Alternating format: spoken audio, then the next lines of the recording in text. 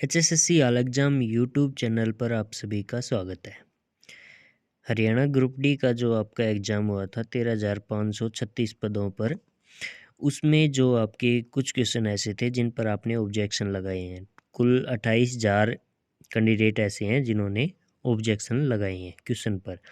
तो इस वीडियो में जो क्वेश्चन है, ऑब्जेक्शन वाले क्वेश्चन है, वो कौन कौन से क्वेश्चन है जो कि आपके सही माने जा सकते हैं और कौन से क्वेश्चन है जो कि सही नहीं माने जा सकते, उसके बारे में इस वीडियो में डिस्कस करेंगे। और जो ग्रुप डी का रिज़ल्ट है उस पर भी एक अपडेट आई है कि रिज़ल्ट आपका बहुत ही जल्द आने वाला है। बहुत जल्द का मतलब आपका आज भी आ सकता है या फिर कल परसों 2 से 3 दिन में भी आपका रिज़ल्ट आ सकता है। तो अब बात करते हैं जो क्वेश्चन हैं ऑब्जेक्शन वाले, उनमें कौन से क्वेश्चन आपके सही माने जा सकते हैं। तो एक क्वेश्चन था कि निम्नलिखित विकल्पों में से तद्भव शब्द का चुनाव कीजिए। तो ये क्वेश्चन था 21 तारीख की इवनिंग शिफ्ट का क्वेश्चन था ये।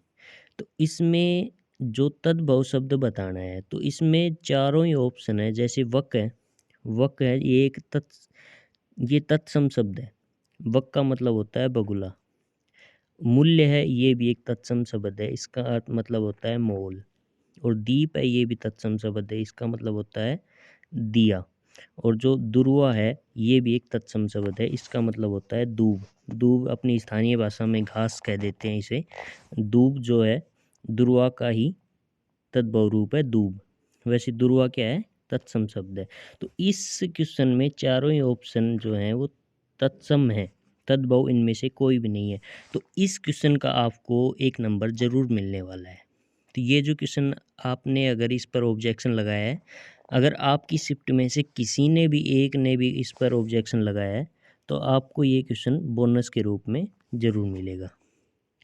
और अगला क्वेश्चन देखें। एक 21 की 21 की इवनिंग शिफ्ट में एक और क्वेश्चन था कि हरियाणा में हमारा गांव जगमग गांव जो योजना है, उसके अंतर्गत वर्तमान में लगभग कितने गांवों को शामिल किया गया है। तो इसमें पूछा है वर्तमान में, एट प्रजेंट। तो एट प्रजेंट जो एक हरियाणा का सीएमओ हरियाणा का जो ट्विटर हैंडल है, उस पर भी एक पोस्ट की थी स्वतंत्रता दिवस के अवसर पर। तो इसमें लिखा था हमारा गांव जगमग गांव योजना के तहत 24 घंटे बिजली 5677 गाँव में पहुंचाई जा रही है। और जो एनटीए ने मानना है इसका आंसर, वो मानना है 5300। तो 5300 तो आपका आंसर नहीं हो सकता। और जो इसमें चारों ऑप्शन है, एक में लिख रखे हैं 4200, 6500, 6000 और 5300। तो इसका आंसर इनमें से कोई भी नहीं है। तो इसका भी हो सकता है आपको बोनस के रूप में नंबर मिल जाए। और जो अगला क्वेश्चन देखते हैं, एक क्वेश्चन था हरियाणा में भाखड़ा प्रणाली के अंतर्गत कुल कितनी नहरें हैं। तो इसमें जो राइट आंसर होना चाहिए वो होना चाहिए 521, लेकिन एनटीए ने इसका माना है 472। तो इसका अगर आपने 521 किया है तो इसका आंसर आपका 521 ऑब्जेक्शन में सही माना जाना चाहिए। तो अगर आपने 521 आंसर किया है तो आपका ये क्वेश्चन सही हो जाएगा। नेक्स्ट क्वेश्चन देखते हैं। नेक्स्ट एक क्वेश्चन था कि जो fill in the blanks with the correct form of the verb. तो ये था time and tide dash for none. तो इसमें मैंने भी देखा है क्वेश्चन, इसमें दोनों ऑप्शन सही दिखा रहे हैं। कुछ बुक्स में वेट दिखा रखा है, कुछ में दिखा रखा है वेट्स दिखा रखा है। एनटीए ने इसका आंसर वेट्स मानना है, लेकिन इसका आंसर वेट भी हो सकता है। बाकी इसके देखते हैं एनटीए इसका क्या मानती है, लेकिन इसके आंसर हैं दोनों ही अलग अलग जगह पर, दोनों ही इसके आंसर दिखाए गए हैं। बाकी देखते हैं एनटीए इसका ना आंसर क्या मानती है। एक क्वेश्चन था कि वित्त वर्ष 2022-23 के लिए हरियाणा राज्य में स्वास्थ्य के लिए कुल व्यय का कितना प्रतिशत आवंटित किया गया है। तो ये जो क्वेश्चन था, इसके चांस बहुत कम है कि आपका ये जो ऑब्जेक्शन लगाया है उसके आंसर सही माना जाए, इसका आंसर 6.2% मानना है वो इस सही रहेगा। बाकी ने ऑब्जेक्शन भी लगाया इस पर, लेकिन उसके चांस बहुत कम है कि ये क्वेश्चन आपको ऑब्जेक्शन में सही मान लिया जाए।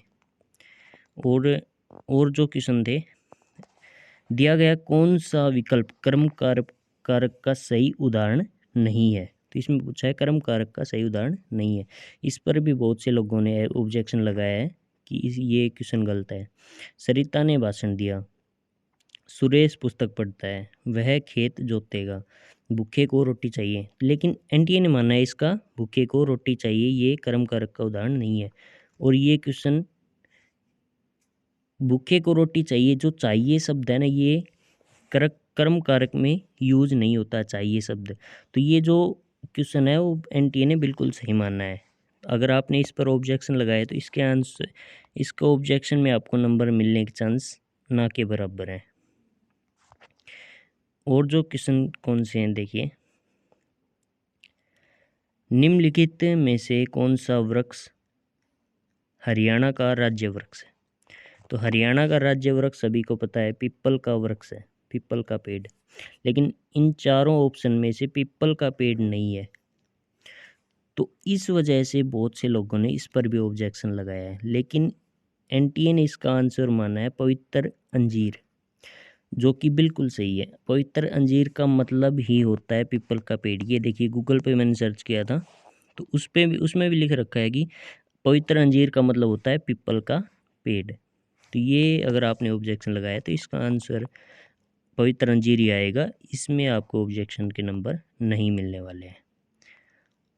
और जो नेक्स्ट क्वेश्चन है जी, ये एक क्वेश्चन था, निम्नलिखित में से किसने हरियाणा की ओर से रणजी ट्रॉफी में नहीं खेला है। तो ये क्वेश्चन जो एनटीए ने माना है वो बिल्कुल सही माना है।